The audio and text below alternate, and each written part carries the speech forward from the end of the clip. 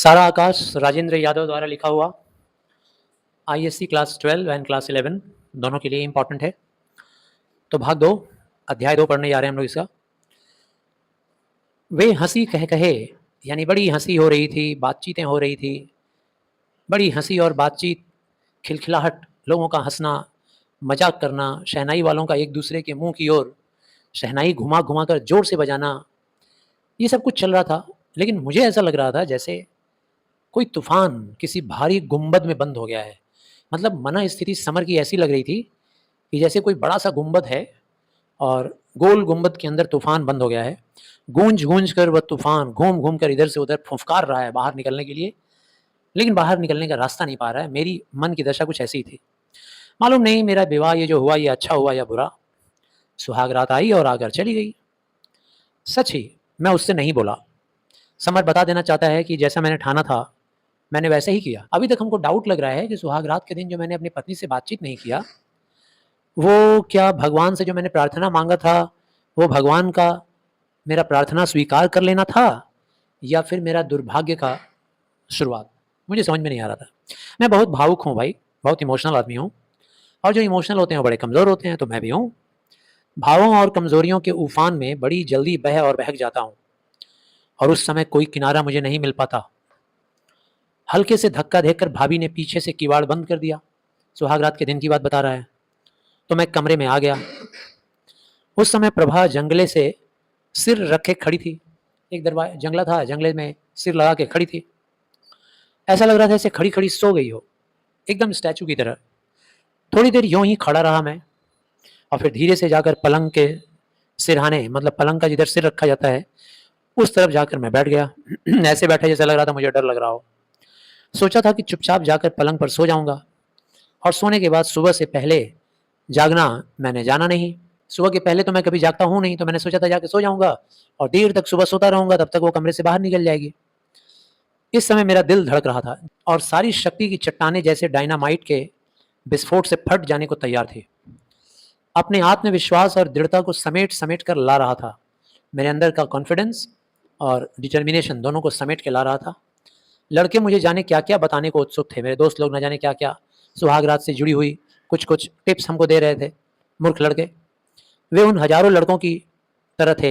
हजारों वे लड़के जो थे मेरे दोस्त, वे उन हजारों लाखों की तरह मुझे भी समझते थे, जिनके लिए नारी या कोई भी चलती फिरती लड़की न जाने किस स्वर्ग का फूल होती है, और उसके लिए युगों से उनकी आत्माएं तड़पड़ा रही होती हैं।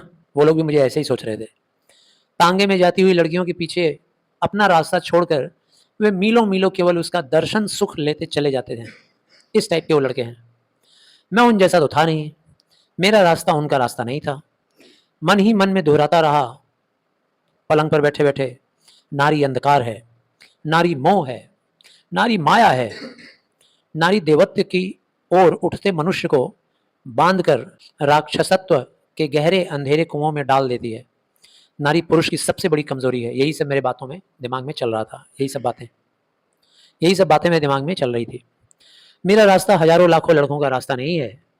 ऊपर से देखने में मैं चाहे जैसा लगूं, मैं उनसे हर तरह से अलग हूं। मेरा भविष्य मेरे हाथों में है। मैं हर क्षण तलवार की धार पर चलता हूं। बस जरा सा अपने को साध लूं और डगमगाऊं नहीं। मैंने हर समय अपने को इन लोगों से कितना ऊंचा उठा हुआ पाया है। इन लोगों से मतलब ऐसे लड़कों से जो नारी के पीछे न जाने क्या क्या कर जाते हैं, जो नारी का सुख पाने के लिए न जाने कौन कौन सा बलिदान दे देते हैं। इस कमरे में आने से पहले मैं सोच रहा था कि जैसा सभी विवाहों में होता है वैसा ही मेरे साथ होगा शायद। प्रभा लजाने वाली नव वधू की तरह गठरी बनी बैठी होगी। गठरी बनी मतलब सिमट कर बैठी होगी। वैसे ही सजी संवरी से मेरा स्वागत करेगी। वही तो एक क्षण है जब मुझे अपने को सावधान रखना होगा। भावना में बहना नहीं है भाई, सोच लिया था, लेकिन अब उसे देखकर मैं चौंक पड़ा। कपड़े तो जैसे विवाहों में पहनाए जाते हैं वैसे ही रंग बिरंगे पहने थी, लेकिन मेरे खाट पर बैठ जाने पर भी वह यूं ही चुपचाप सामने के जंगले पर खड़ी रही। भीतर प्रवेश करते समय भाभी के साथ और भी मोहल्ले पड़ोस या रिश्तेदारों की जाने कौन कौन सी आपस में खुसर फुसर करती खिलखिलाती भगवान जाने क्या क्या महिलाएं कह रही थी। मैंने कुछ भी नहीं सुना था। इस समय तो कमरे के सन्नाटे में स्टूल पर रखे पंखे की बस खड़खड़ाहट बनबनाहट गूंज रही थी। जब कभी पंखे की कोई पंखड़ी किसी तार से लग जाती थी तो खनखनाहट बज उठती थी। विवाह के अवसर पर बिजली हम लोगों ने पड़ोस से उधार ले लिया था। मैं शायद उपेक्षा और लापरवाही दिखाना चाह रहा था। मैं दिखाना चाह रहा था कि मैं बहुत ही लापरवाह हूँ, उसको उपेक्षित करूँगा, ध्यान नहीं दूंगा उसकी तरफ, ऐसा दिखाना चाहता था। कल्पना कर रहा था कि मेरी भावनाओं की शुद्धता और ऊंचाई के कारण मेरा चेहरा जगमगाते ज्योतिर्वलय से घिरा हुआ है, मतलब चेहरे पर मेरा तेज है, ज्योति है। कुछ देर बाद जरा सा कौतूहल भी हुआ, कहीं सो तो नहीं गई। मेरे मन में एक तो जिज्ञासा आया कि जरा देखें, इतना देर हो गया चुपचाप खड़ी है, क्या बात है भाई, सो तो नहीं गई। लेकिन मेरे पलंग पर बैठते ही उसने जरा सा सिर उठाकर देखा था कि मैं आया और आकर पलंग पर बैठ गया, और जैसे कुछ हुआ ही ना हो इस तरह फिर सिर वहीं टिकाकर खड़ी हो गई। मैं बुद्धू की तरह बैठा बैठा पंखे को देखता रहा। अब क्या करूं? धीरे से पलंग पर आड़ा ही लेट गया। उसके बाद फिर लेटे लेटे चलो भाई ऐसे ही टेढ़ा होकर लेट गया। सिर दीवार के सहारे उठा था मेरा। क्षण के पीछे क्षण फिसलते रहे, एक एक पल। मुझे शंका हो रही थी कि अभी मेरी इस कठोरता, इतना कठोर हूं मैं भाई, मुझे उठकर जाना चाहिए था ना, उससे बात करना चाहिए था। कहीं मेरी कठोरता पर वह फूट फूट कर रो ना उठेगी, ऐसा मुझे डाउट लग रहा था। हो सकता है दोनों हाथों से मेरा पांव पकड़कर अब है मांगती सी आंसू भीगा मुंह उठाकर पूछेगी, मेरे नाथ बताओ इस दासी से क्या अपराध हुआ है। फिर पांव पर सिर पटक पटक कर हजारों बार क्षमा मांगेगी। मतलब मुझे ऐसा कल्पना हो रहा था कि शायद ऐसा ही होगा मेरे साथ। उस क्षण अपने को साध लेना शायद सबसे कठिन कार्य होगा। बस एक आध पल ही जा रहा था, यही नाटक होगा। मैं समझ रहा था कि बस एक दो मिनट के बाद अब यही नाटक चलेगा। काफ़ी देर हो गई है और कभी कभी कुछ चूड़ियों की झनक के साथ साथ उस आधी रात का सन्नाटा हमारे बीच विषैले धुएं की तरह फैलता रहा। अचानक मुझे लगा कि आशंका और भावुकता के सागर में स्पंज की तरह फूलता पिचकता मेरा हृदय अब जमकर एक पत्थर का टुकड़ा रह गया। गुस्सा आ गया था अब हमको, इतनी ज़्यादा जुर्रत, अपने पति से बात नहीं कर रही है। अब मेरा दिल पत्थर का हो गया था। किसी ने भीतर पूछा, मैं यहाँ क्यों आया? मेरे अंदर से लग रहा था जैसे सवाल उठ रहा है, मैं क्यों आया बेकार में यहाँ? न बोलना, न स्वागत, क्या यह मेरा अपमान नहीं है? मैं स्वीकार करता हूँ कि इन तमाम महत्वाकांक्षाओं, आशाओं और दृढ़ता के निष्पन्द और बर्फीली चादर के नीचे गर्माहट के बहते स्रोत की सनसनाहट में अनुभव करता रहा था। मतलब इतना महत्वाकांक्षा है मेरे अंदर, इतना आशा है जीवन में कुछ बनने का, लेकिन फिर भी मन में कहीं ना कहीं वार्मथ मैं फील कर रहा था, गर्माहट महसूस कर रहा था भावना का, कि शायद वो आए, आकर मुझसे बात करे। मन के किसी अंधेरे कोने में शायद बहुत कुछ इस विषय में था। अभी शायद उत्सुकता थी, शायद मैं देखना चाह रहा था कि भाई विवाह के पहले दिन क्या होता है। मैं भी उत्सुक था।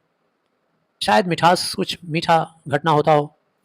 अपनी इस ऊपरी सारी दृढ़ता के साथ, ऊपर से तो मैं बहुत ही दृढ़ था, कठोर, लेकिन उसके साथ यह भय भी मुझे था कि कहीं पीछे बहते गर्म खून का यह स्रोत प्रचंड ग्लेशियर की तरह फूट न पड़े और फिर उसके बहाव में मैं खो न जाऊं। तो डर ये भी लगा हुआ था कि मेरे अंदर बहुत दृढ़ विश्वास है कि मैं बहकूंगा नहीं, लेकिन कहीं ऐसा ना हो कि मेरा ये चट्टान जैसा बर्फ कहीं फूट कर पिघल जाए और मेरी भावना के बहाव में मैं बह न जाऊं। जैसे सनसनाता हुआ तीर खच्चू से अपने लक्ष्य में आकर धंस जाए, इसी तरह मुझे लगा जैसे मेरे भीतर कोई चीज सन्ना कर टकराई। क्या बात की टकराने की बात कर रहा है? अपमान। सुहाग रात के दिन मैं घर में आया हूँ और पत्नी इतनी ज़्यादा एटीट्यूड में बात तक नहीं कर रही है। सन्ना कर मेरा दिमाग तनक गया। इतना बड़ा अपमान, कोई वैल्यू नहीं दे रही है हमको। यह मेरा अपमान है। मेरे अंदर जो लिक्विड ब्लड है ना, वो पल भर के अंदर जमकर बर्फ बन गई। मैं यहाँ आया ही क्यों, सोचने लगा। आज के दिन कहीं और नहीं जा सकता था। मैं सोचने लगा आखिर क्यों यहाँ आया, क्योंकि भाई रिवाज है, क्या करेंगे। तो आज के दिन कहीं बाहर तो जा नहीं सकता था। घर वाले जरा से परेशान ही तो होते ना, अगर बाहर चला जाता तो क्या फ़र्क पड़ जाता, थोड़ा घर वाले ही परेशान होते। हमारे घर के लोग बेपढ़े हैं, पढ़े लिखे तो हैं नहीं। और ये जो मेरी पत्नी आई है, ये मैट्रिक तक पढ़ी है, अपने आप को बहुत बड़ा पढ़ाकू समझती है। शायद यही गुमान से हो गया है। अब सारे अनपढ़ हैं। अब वैसे में एक तो पढ़ी लिखी महिला आई है घर में, तो उसको लग रहा होगा कि सारे गंवारों के बीच में मैं पढ़ी लिखी महिला। निश्चय ही यह अपने को बहुत समझती है। यह यूं ही खड़ी रही और मैं गुस्से से उठकर सीधा बैठ गया। बेशर्म, यही आजकल की शिक्षा है, न किसी का लिहाज न हया, समझती है। दूसरे लड़कों की तरह मैं इसे मनाऊंगा, खुशामद करूंगा। सो खातिर जमा रहे। मैंने भी मन में ठान लिया था, ये क्या सोचती है, ये खिड़की के पास वहाँ जाकर खड़ी है, मैं जाऊँगा इसका खुशामद करूँगा, वहीं खड़ी रहे। क़यामत तक तो यह मौका आएगा नहीं। क़यामत तक मतलब दुनिया फेर-बदल हो जाएगी, उलट-पलट हो जाएगी, लेकिन मैं नहीं जाऊँगा मनाने के लिए, खड़ी रहे। पहले मैंने सोचा था कि हम लोग शिक्षित हैं, समझदार हैं, आपस में बातें करके अपने को अधिक से अधिक योग्य बनाने की ओर ध्यान देंगे। कौन पहले सोचा था? समर। सोचा था कि मेरी पत्नी प्रभा और हम दोनों ही पढ़े-लिखे हैं, परिवार तो अनपढ़ है, तो बैठेंगे, बातें करेंगे, थोड़ा एक-दूसरे को समझेंगे। मनाऊँगा मैं उसे कि चलो भई, अब शादी हो गई इतनी कम उम्र में तो क्या करें? अब आगे ज़िंदगी में आगे बढ़ने के लिए, कुछ बड़ा बनने के लिए हम लोग को एक साथ आगे बढ़ना होगा। लेकिन नहीं, अगर इसकी मर्ज़ी यही है तो यही सही, झुकूँगा नहीं। आज का झुकना ज़िंदगी भर का बवाले जान हो जाएगा। बवाले जान हो जाएगा मतलब उर्दू का शब्द है, जान बवाल में फँस जाएगा। आज अगर मैं झुक गया, इसके सामने गया, खुशामद किया, बैठा, बातचीत किया, तब ज़िंदगी भर ये हमको हमेशा दबा देगी। सोचेगी पति है, हमेशा इसको हमारी ज़रूरत पड़ेगी और हमेशा आएगा, हमको खुशामद करेगा, मैं नाराज़ हो जाऊँगी, हमेशा मनाएगा हमको। आज तो बिल्ली मुझे ही मारनी है। आप शायद खड़ी-खड़ी यही सोच रही हैं कि मैं जाकर कहूँ, चलिए, खड़ी क्यों हैं? बैठिए। फिर आप शर्माएँगी, फिर आप नखरे दिखाएँगी, रूठने-मटकने की एक्टिंग होंगी। तभी पहली बार मेरा ध्यान उसकी इस अशिष्टता की ओर गया कि मेरे आने पर नमस्कार, प्रणाम भी कुछ नहीं। मैं रूम में आया, हमको नमस्ते भी नहीं की, प्रणाम भी नहीं की। मैं तो सोचता था कि वह मेरे पाँव पर झुक जाएगी, तो मैं उसके दोनों कंधे पकड़कर उठा लूँगा। मैं तो सोचता था कि वह मेरे पाँव पर झुक जाएगी, तो उसके दोनों कंधे पकड़कर उठा लूँगा। यही तमीज़ और अदब सिखाया है घरवालों ने। उस वक़्त तो बड़े गर्व से कहा था कि हमारी लड़की मैट्रिक तक पढ़ी है। जब कुछ क्षण यूँ ही बैठे-बैठे और बीत गए, तो मैं एक झटके से उठकर खड़ा हो गया, तुरंत बिस्तर पर से उठ के खड़ा हो गया। दिमाग भन्ना रहा था, मेरा दिमाग में तो गुस्सा आ रहा था। सारा कमरा अपमान के संकेतों से जैसे मुझ पर हँस रहा था। मन के भीतर तब भी कहीं यह भाव था कि जब मैं चलूँगा तो यह पीछे से आकर मेरा हाथ या कुर्ते का किनारा पकड़ लेगी। तब मैं कुछ देर ठिठकूँगा और उसे क्षमा कर देने के विषय पर विचार करूँगा। मैंने सोच लिया था कि अगर ये आएगी सामने से तो शायद इसको माफ़ कर दें। लेकिन जब खड़े होकर 2-4 कदम दरवाजे की ओर चल भी लिया और उसने ऐसा कोई भाव नहीं दिखाया, कोई पश्चाताप नहीं, कोई दुःख नहीं, तब मेरे आत्मसम्मान का पेट्रोल कुंड मतलब पेट्रोल का पूरा भंडारा दिमाग का जो मेरा था उसमें आग लग गया। मैंने निश्चय कर लिया कि अब अगर यह रोकने आएगी, तो भी बिना मुड़कर पीछे देखे ही चल दूँगा, बदतमीज़ कहीं की। भड़ाक से जब किवाड़ खोले तो लगा चौंक कर उसने सिर उठाकर देखा। मैंने दरवाज़ा खोला और महसूस किया कि वो चौंक करके पीछे पलट के देख रही है। तब मैं बाहर आ चुका था। जाने क्यों, मैं एक क्षण बाहर रुका और फिर सीढ़ियाँ चढ़कर खुली छत पर आ गया। सभी लोग चारपाइयों या ज़मीन पर सो चुके थे। चाँदनी की वर्षा हो रही थी, मतलब चाँदनी रात थी और चाँद का छाता लगाए रात की रानी निहारिकाओं के पथ से चली जा रही थी। मतलब रात की सुंदरता का बखान किया गया है। और चाँद का छाता मतलब चाँद छाते के रूप में ऊपर आया हुआ था और रात की रानी निहारिकाओं के पथ से चली जा रही थी और रात ऐसे ही गुजर रही थी। मैंने कुछ भी नहीं देखा और एक कोने में नंगी धरती पर पड़कर अपने आप से लड़ने लगा। हम ये सब कोई खूबसूरती नहीं देखे, बस आए, आकर छत पर लेट गए और लेट करके ऐसे ही अपने आप से बात करने लगे। उफ़! इस व्यवहार को मैं कभी ज़िंदगी भर भूल पाऊँगा? नहीं, नहीं। विद्योत्तमा के इसी व्यवहार ने एक वज्रमूर्ख को कविता का राजकुमार कालिदास बना दिया था। अब यहाँ वो रेफ़रेंस ले रहा है किसका? कालिदास और विद्योत्तमा का। विद्योत्तमा अपनी मूर्खता के कारण अपने पति को इतना तिरस्कार की कि तिरस्कृत होकर के वो इंसान क्या बन गया? कालिदास कवि बन गया। अब देखना है कि मैं इस अपमान का बदला किस रूप में चुकाता हूँ। लेकिन आखिर मैं वहाँ गया ही क्यों? सोचने लगा कि आखिर मैं कमरे में गया ही क्यों? क्या यह मेरे भीतर ही कोई कमज़ोरी नहीं है? ज़रूर मेरे अंदर का कमज़ोरी था, तभी तो अंदर गया। क्या यह पथभ्रष्ट होने का दैवी दंड नहीं है? मैंने तो सोचा था ना कि मैं उसके पास नहीं जाऊँगा, फिर भी चला गया। तो जब चला गया तो मैंने अपना रास्ता भटक कर जब वहाँ गया तो दंड तो मिलना ही है। दैवी दंड मतलब भगवान ने हमको दंड दिया है, पनिशमेंट दिया है। मुझे सँभालने वाली ठोकर। कहीं पढ़ा था, अपमान से बढ़कर संसार में कोई ऐसी शक्ति नहीं है, जो मनुष्य की सच्ची आत्मा को खींच कर बाहर ला सके। मतलब वो ये मान रहा है समर कि अपमान ही एक ऐसा चीज़ है, जो इंसान के अंदर का स्पिरिट को ज़िंदा करता है। जैसे तुलसीदास को ले लो। तुलसीदास की पत्नी ने उनको अपमानित किया, तो इतने बड़े कवि बन गए। कालिदास की पत्नी विद्योत्तमा ने उनको अपमानित किया, इतने बड़े कवि बन गए। तो जब तक महिला से अपमानित नहीं होता है इंसान, तब तक कुछ बड़ा हासिल नहीं कर पाता है।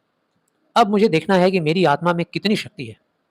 याद रहेगा यह सुहागरात का उपहार।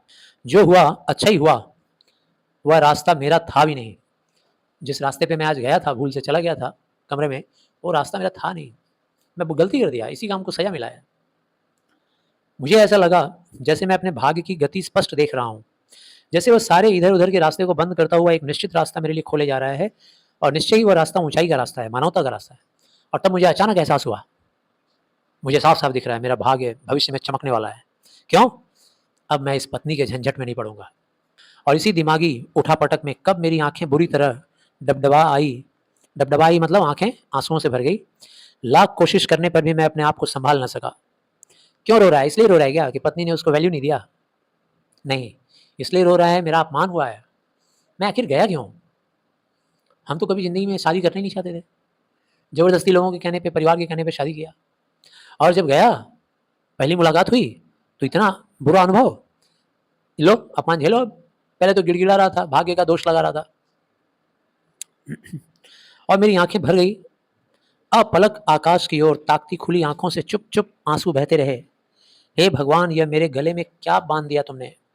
कहाँ लाकर पटक दिया है मुझे? उस क्षण वही पुरानी भावना उमड़-उमड़ कर मन मस्तिष्क पर छा गई कि इस बीहड़ पथ पर, बीहड़ मतलब जंगल के रास्ते पर, मैं अकेला हूँ, नितांत अकेला। कोई साथ नहीं है, कोई ऐसा नहीं जो मेरी थकान और पसीने को सांत्वना के शब्दों से लपेट ले। कोई तो होना चाहिए। पत्नी का मतलब क्या है? हमसफ़र। कम से कम वो समझती, आती, मेरे आँसू पोंछती। कोई नहीं है। कोई आए और आकर मेरी निराशा के आँसुओं को पोंछ कर कहे, चलो मैं तो तुम्हारे साथ हूँ। पता नहीं किस तरह की लड़की को मेरे गले मढ़ दिया इन लोगों ने। कैसे चलेगी ज़िंदगी? फिर लगा जैसे कोई अज्ञात शक्ति मतलब अनजानी शक्ति मेरे शरीर के कण-कण से पानी निचोड़-निचोड़ कर आँखों की राह उछेल दी रही है। मतलब कितना रोए जा रहा था मैं, बहुत रो रहा था इस शादी के गलत फैसले पर। अपने मन की और गहराई में मैं सोचता रहा कि मान लो अभी उठूँ और बिना किसी से कुछ कहे सुने बाहर निकल पड़ूँ तो कैसा रहे? कहीं चला जाऊँगा, कलकत्ता, बम्बई या हरिद्वार। भागो, भागो! मेरे मन में ऐसा आ रहा था, चलो भाग जाएँ। धुआँ, अंगारों और और भाप की भट्टी पर मैं रात भर भुनता और उबलता रहा। पूरी रात गुज़र गई ऐसे ही। यहाँ पर दूसरा चैप्टर कंप्लीट हुआ।